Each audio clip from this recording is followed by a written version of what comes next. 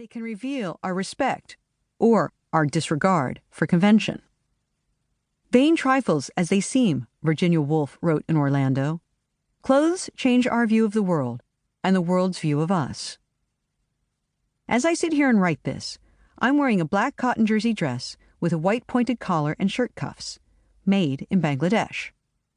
I spotted it on a Facebook ad, clicked through, and within days it was delivered to my home. It is flattering and fashionably on point. But did I think hard about where it came from when I ordered it? Did I consider why it only set me back $30? Did I need this dress? No, no, and nope. I am not alone. Every day, billions of people buy clothes with nary a thought, nor even a twinge of remorse, about the consequences of those purchases. In 2013, the Center for Media Research declared that shopping was becoming America's favorite pastime. Shoppers snap up 5 times more clothing now than they did in 1980. In 2018, that averaged 68 garments a year. As a whole, the world's citizens acquire 80 billion apparel items annually. And if the global population swells to 8.5 billion by 2030, and GDP per capita rises by 2% in developed nations and 4% in developing economies each of those intervening years, as experts predict, and we don't change our consumption habits, we will buy 63% more fashion, from 62 million tons to 102 million tons.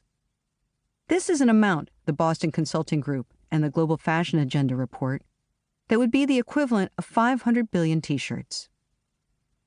All this is by design. In airports, you can pick up an entire new wardrobe on the way to the gate. In Tokyo, you can score a tailored suit from a vending machine. Love that outfit on Instagram? Click, click, and it's yours. Walk into a fashion store. Techno thumps. Surfaces gleam. The light is desert sharp. Ah, the better to see the abundance of offerings. A freneticism sets in. Price, curiously, becomes moot. You're so beguiled and so overstimulated, you forget to consider such fundamentals as quality. It's like a sex shop, a former fashion magazine editor mused as we discussed it over lunch in Paris one day. Or a Vegas casino, I countered. You spend freely, recklessly even. And though you've probably been rooked, you feel like you've won. The expectation is to keep up with the ever-changing trends, to respond to the constant noise that says, "Come buy something else." Dilys Williams, director of the Center for Sustainable Fashion at the London College of Fashion, told me. The original pre-industrial definition of fashion was to make things together, a collective that is a convivial sociable process we use to communicate with each other. The current definition is the production, marketing, and consumption of clothes, an industrialized system for making money, she said. And it's not sustainable. None of it. Since the invention of the mechanical loom, nearly 2.5 centuries ago, fashion has been a dirty, unscrupulous business that has exploited humans and earth alike to harvest bountiful profits. Slavery, child labor, and prison labor have all been integral parts of the supply chain at one time or another, including today. On occasion, society righted the wrongs through legislation or labor union pressure. But trade deals, globalization, and greed have undercut those good works.